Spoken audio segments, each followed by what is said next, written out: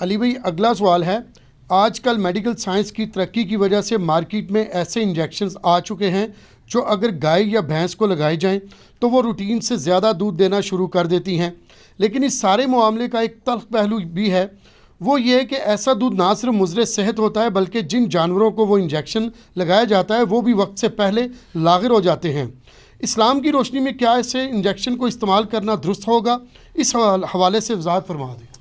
دیکھیں جی، ایسے انجیکشن استعمال کرنا قطعاً حرام ہے، اور کئی ایک وجوہ کی بنا کے اوپر حرام ہے۔ جانوروں کے ساتھ اس طرح کا ظلم کرنا وہ تو الگ سے گناہ ہے ہی ہے۔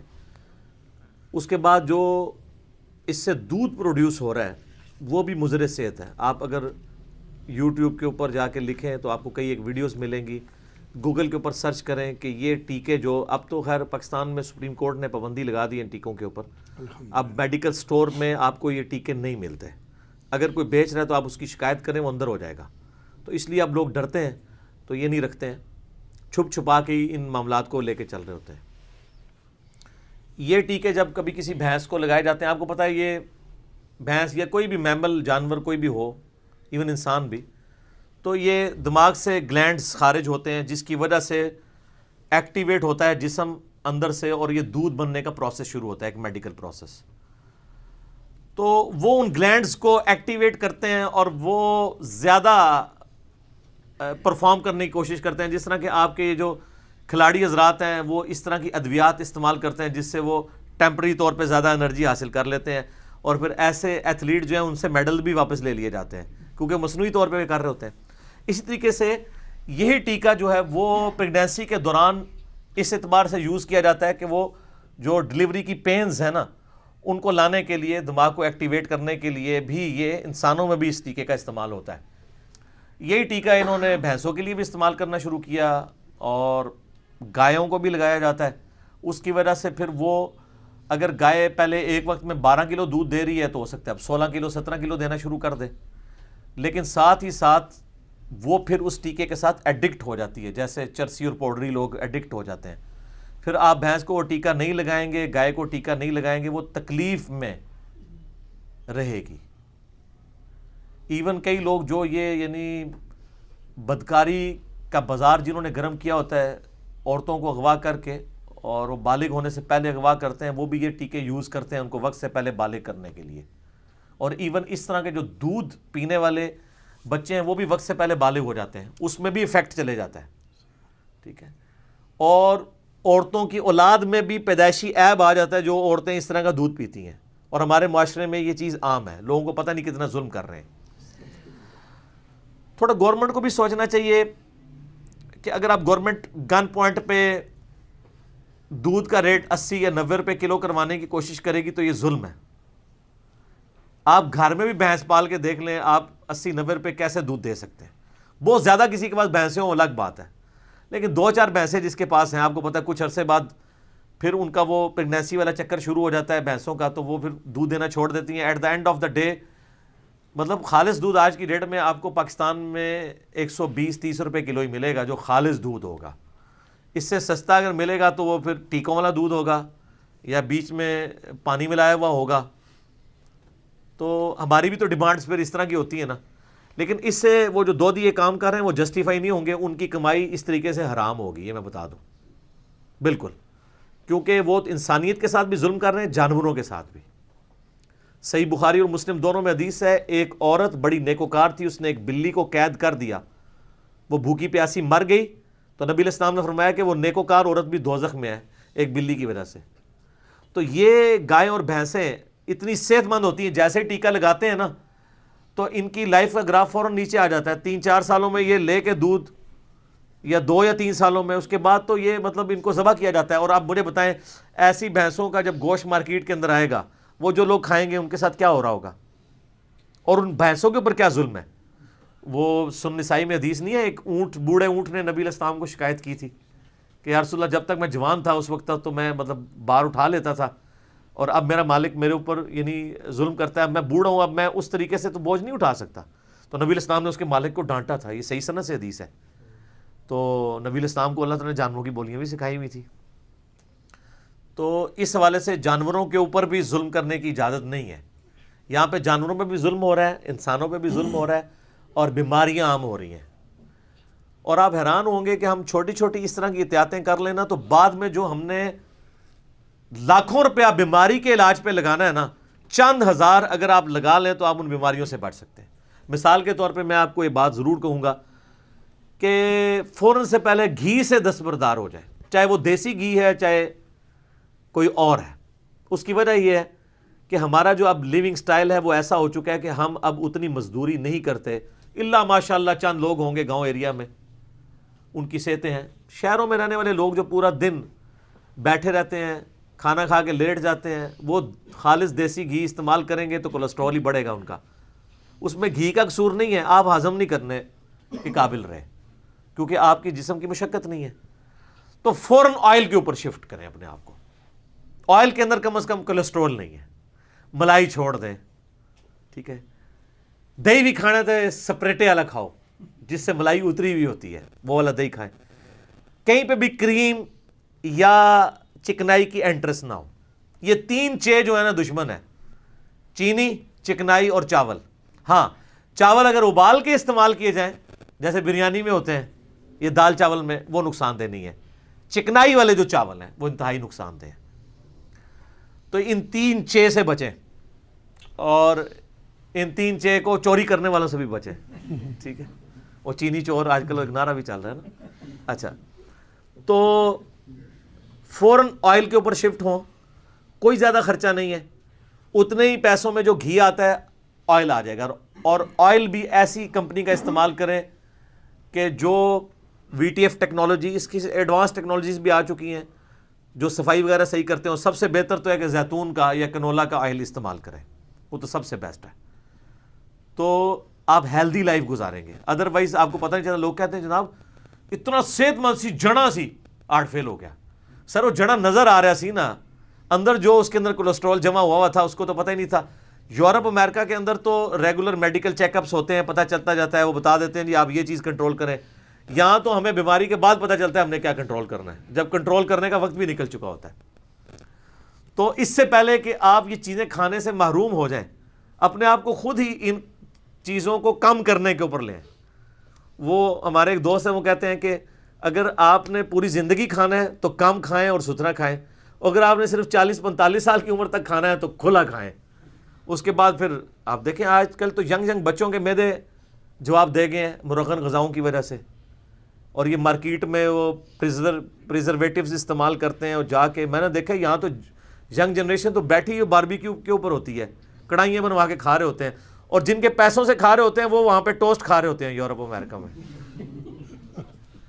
اور یہاں ان کے پیسوں کے اوپر لوگ کڑھائی بنوا رہے ہوتے ہیں روزانہ ہی. آپ کو پتہ نہیں وہ ٹیسٹ پیدا کرنے کے لیے اس میں کیا کیا مسالے ڈالتے ہیں، پریزرویٹیوز ڈالتے ہیں، اس کی وجہ سے معدہ ڈیمیج ہو جاتا ہے. تو خدا کے لیے ان چیزوں سے بچیں، اپنی صحت کی قدر کریں. اور اسی میں یہ دودھ والا معاملہ بھی ہے کہ یہ تو خیر گورنمنٹ کے کرنے کا کام ہے کہ ایسے لوگوں کو پکڑا جائے اور ایسے دودھیوں کا بائیکاٹ کریں آپ لوگ بھی جو اس طرح کے ٹیکے لگاتے ہیں. اب یہ المی ہے کہ اکثریت اس وقت یہ ٹیکے استعمال کر رہی ہے اور آپ کے ساتھ بھی دشمنی کر رہے ہیں، وہ اپنے جانوروں کے ساتھ بھی دشمنی کر رہے ہیں دنیا کے چند ٹکے کمانے کے عوض. لیکن اگر آپ ان دا لانگ ٹرم دیکھیں گے تو ان کو نقصان ہی ہوتا ہے. کیونکہ اگر وہ بھینس نے 7-8 سال دودھ دینا تھا تو اب 4 سال دے گی. تو وہ جیسے سونے کا انڈا دینے والی مرغی کی مثال ہی بنی ہوئی ہے نا کہ آپ مرغی ذبح کر لیں تو ایک تو آپ روزانہ سونے کا انڈا لیں. تو انسان چونکہ وہ لانگ ٹرم نہیں دیکھ رہا ہوتا نا، تو وہ شارٹ ٹرم میں دیکھ رہا ہوتا ہے مجھے پروفٹ ہو جائے، مجھے فائدہ ہو جائے. لیکن آپ at the end of the day دیکھیں گے تو الٹیمیٹلی نقصان ہی ہو رہا ہوگا. اور سب سے بڑا نقصان آخرت کا ہے. آپ لوگوں کی صحت کے ساتھ کھیل رہے ہیں، جانور پہ ظلم کر رہے ہیں، انسانوں پہ ظلم کر رہے ہیں، اللہ تعالیٰ کے مجرم بن رہے ہیں، حقوق العباد کو مس کر رہے ہیں، حقوق اللہ کو مس کر رہے ہیں. تو یہ جو لوگ یہ کام کرتے ہیں میں ان سے ریکویسٹ کروں گا کہ خدا کے لیے اپنی آخرت کی فکر کریں. ویسے میں بتاؤں آپ کو بڑے بڑے نیک لوگ بھی موجود ہیں کہ جو بظاہر دیکھنے میں اپنے گیٹ اپ میں نیک نہیں ہیں لیکن وہ اس طرح کے کام نہیں کرتے. میں اسلام آباد میں ایک بھائی سے دودھ لیتا تھا، تو پھر خیر وہ سپلائی کرنا چھوڑ گئے کیونکہ ان کے لیے آنا مشکل ہو گیا، کسی دکان پہ دینا شروع ہو گئے. تو اپنی بھینسوں کو ٹیکے نہیں لگایا کرتے تھے. وہ اپنی بھینسوں سے بڑا پیار کرتے تھے، ابھی بھی ہیں ماشاءاللہ. اور انہوں نے کافی ساری بھینسیں پالی ہوئی ہیں. تو وہ اپنا خاصہ بتاتے تھے کہ جی میرا آپ دودھ کہیں پہ لے جائیں چیک کروا لیں, ٹیکے والا نہیں ہے. شروع تو مجھے سمجھ نہیں آتی تھی کہ وہ اتنی فخریہ بات کیوں کر رہے ہیں, لیکن مجھے بعد میں پتہ چلا کہ وہ اس پورے ایریے میں وہ ایک ہی بندہ تھا جو ٹیکے نہیں لگاتا تھا. ٹھیک ہے, تو کتنے دیندار ہیں, داڑیاں رکھی ہوئی ہیں, لیکن کام چک کے رکھے ہیں انہوں نے. تو وہ کہتا تھا نہیں جی سر یہ گناہ ہے, میں یہ کام نہیں کروں گا. تو ایک دن میں ان کو ملنے کے لیے گیا, میں نے کہا جی میں نے یار دودھ پتی پینی خالص, میں شوق سے پیتا ہوں. تو مجھے آج تک وہ دودھ پتی بھولی نہیں ہے, اتنا بڑا مگ وہ بنا کے لے کے آیا تھا خالص دودھ کا. بھینس کا دودھ تو آپ کو پتہ ہے ویسے ہی گاڑھا بھی زیادہ ہوتا ہے. تو میں نے پوچھا یار نمازیں کتنی پڑھتے ہو؟ کہتا سر جی فجر کی نماز تو میں باقاعدگی سے پڑھتا ہوں, باقی نمازیں رات نو کٹھی کر کے ہی پڑھنا. میں نے کہا کیوں؟ کہتا ہے پورا دن بھینسوں کی دیکھ بھال کرنی ہوتی ہے تو کپڑے پلید ہو جاتے ہیں. تو میں نے کہا آپ کو کس نے کہہ دیا کپڑے پلید ہو جاتے ہیں؟ کہنے لگا کیا؟ میں نے کہا میرے بھائی یہ تو صرف فقہ حنفی کا ایک مسئلہ ہے, یہ بعض شیعہ نے اس مسئلے میں غلو کیا ہے کہ جو پالتو جانور ہیں ان کا گوبر اور پیشاب جو ہے یہ ناپاک ہے. میں یہ نہیں کہتا کہ پاک ہے, نہیں تو کہیں گے جی آلو جی لے کھاؤ. ناپاک نہیں ہے, کئی چیزیں جو ناپاک نہیں ہیں لیکن آپ نہیں کھا سکتے. بلغم, تھوک, ایون بخاری مسلم میں نبی علیہ السلام فرمایا جو کسی کو تحفہ دے کے واپس لیتا ہے گویا ایسا ہے جیسے تھوک کے چاٹے. تو اب اس چیز کو نبی علیہ السلام نٹوریس مثال کے طور پہ پیش کر رہے ہیں. تو کیا تھوک فقہ حنفی کے نزدیک یا شیعہ کے نزدیک ناپاک ہے؟ وہ کہیں گے ناپاک نہیں ہے. تو پھر حضور اس کو بری مثال کے طور پہ کیوں بیان کر رہے ہیں؟ اس لیے کہ ہر پاک چیز کھائی نہیں جاتی. یہ اللہ نے آسانی دی ہے, یہ پوری انسانیت 40 کے اوپر رہی ہے. تو گوبر ہو یا پالتو جانور جتنے ہیں جن کا ہم دودھ پیتے ہیں ان کا گوبر اور پیشاب ناپاک نہیں ہے. کپڑوں کو لگ جائے تو کپڑے آپ کے ناپاک نہیں ہیں, آپ نماز پڑھ سکتے ہیں, یہ اللہ نے آسانی دی ہوئی ہے. تو وہ بڑا خوش ہوا, میں کہ یار یہ تو دین کا علم آئے تو آسانی ہے.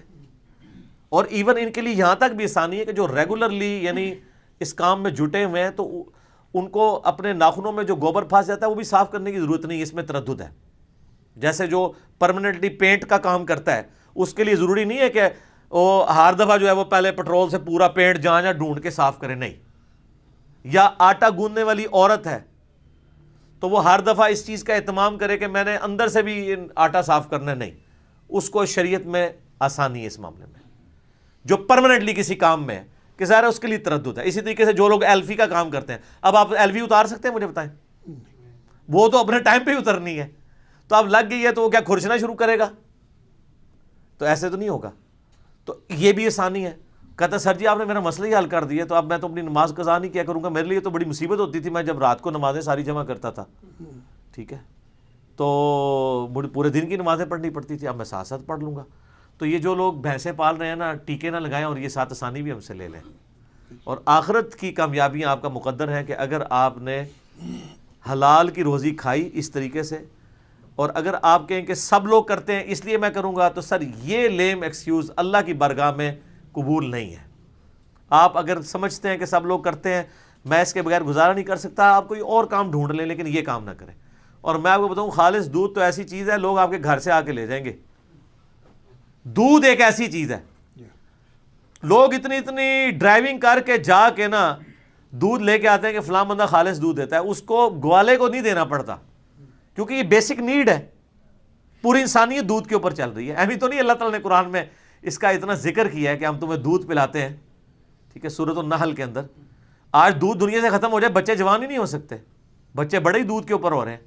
یہ تو بڑے ہو کے وہ نرم غذائیں کھانا شروع کرتے ہیں نا, یا چبانا شروع کرتے ہیں. جب تک ان کے دانت نہیں ہوتے تو شروع کی ساری لائف تو دودھ کے اوپر ڈیپینڈنٹ ہے.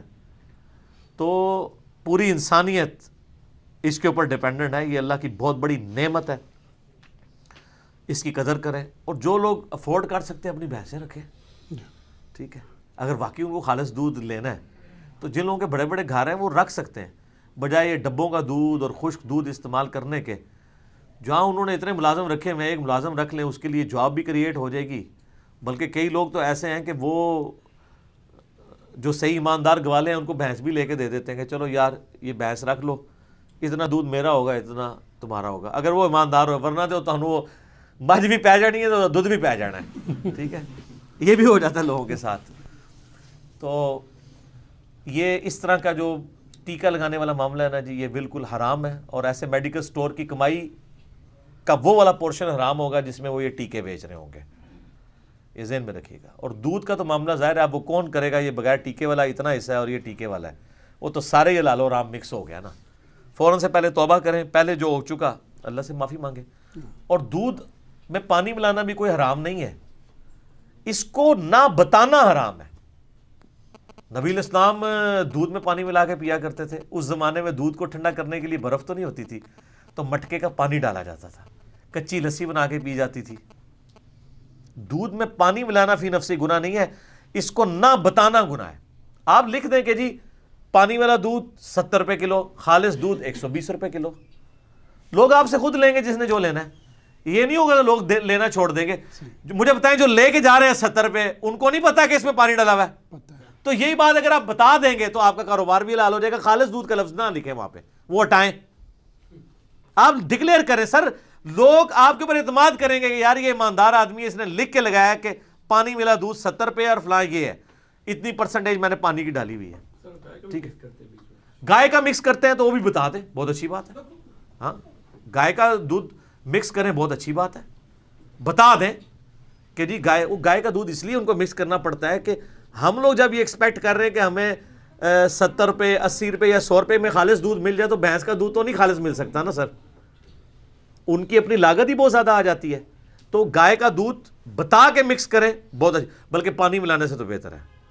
اور میں آپ سے کہوں کہ جو لوگ آپ کے دودھ میں پانی ملا کے آپ کو دے رہے ہیں، وہ آپ کو بڑی نیکی کر رہے ہیں، شکر ہے وہ صرف نہیں گھول کے دے رہے ہیں آپ کو، وہ تو بڑے محسن ہیں آپ کے کہ وہ کیمیکلز نہیں بیچ میں ڈال رہے، پانی ڈال رہے ہیں۔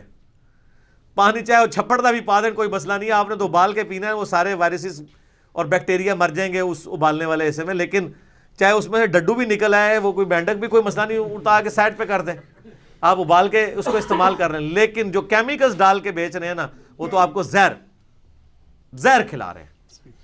تو اس طرح کے لوگوں کی پھر کمائی بھی حرام ہوگی۔ صحیح مسلم میں حدیث ہے، نبی علیہ السلام ایک اناج کے ڈھیر کے پاس سے گزرے، آپ نے اپنی مبارک انگلیاں اس ڈھیر میں داخل کی، یعنی وہ گندم بک رہی تھی، آپ نے دیکھا وہ گیلی ہو گئی، آپ نے فرمایا یہ کیا ہے؟ کہ یا رسول اللہ رات کو بارش ہو گئی تھی تو گیلی ہو گئی۔ تو آپ نے فرمایا تجھے چاہیے تھا کہ یہ گیلا پورشن اوپر کرتا تاکہ لوگوں کو پتہ چلتا کہ اس کے اندر پانی مکس ہو گیا، پھر کسی کی مرضی وہ لے لے، خشک کر کے استعمال کر لے۔ تو پھر آپ نے صاف فرمایا جس نے ملاوٹ کی وہ ہم میں سے نہیں۔ حالانکہ ملاوٹ اس نے ڈائریکٹلی نہیں کی ہوئی تھی، وہ تو اللہ کی طرف سے بارش آئی تھی، لیکن اس چیز کے عیب کو نہ بتانے کو نبی علیہ السلام نے ملاوٹ کہا۔ اب آپ اسی کے اوپر قیاس کر لیں، جتنے بھی معاملات ہیں جو جس طریقے سے جھوٹ بول کے چیزیں بیچ رہے ہیں، ملاوٹ کر رہے ہیں، چاہے کوئی کپڑا بیچ رہا ہے، چاہے کوئی جوتیاں بیچ رہا ہے، چاہے الیکٹرانک کا سامان کوئی بیچ رہا ہے، چائنا کے سامان کو جاپان کا کہہ کے بیچ رہا ہے، جاپان کے سامان کو ملیشیا کا کہہ کے، امریکہ کا کہہ کے بیچ رہا ہے، جھوٹ بول رہا ہے، تو وہ بک تو اس کا جانا ہی ہے، لیکن اس اعتبار سے پھر اس کی برکت بھی اٹھ جائے گی اور حرام بھی کمائی ہوگی۔ اللہ تعالی ہمیں اس حوالے سے محفوظ فرمائے۔ آمین۔ جزاکم اللہ خیر و احسن۔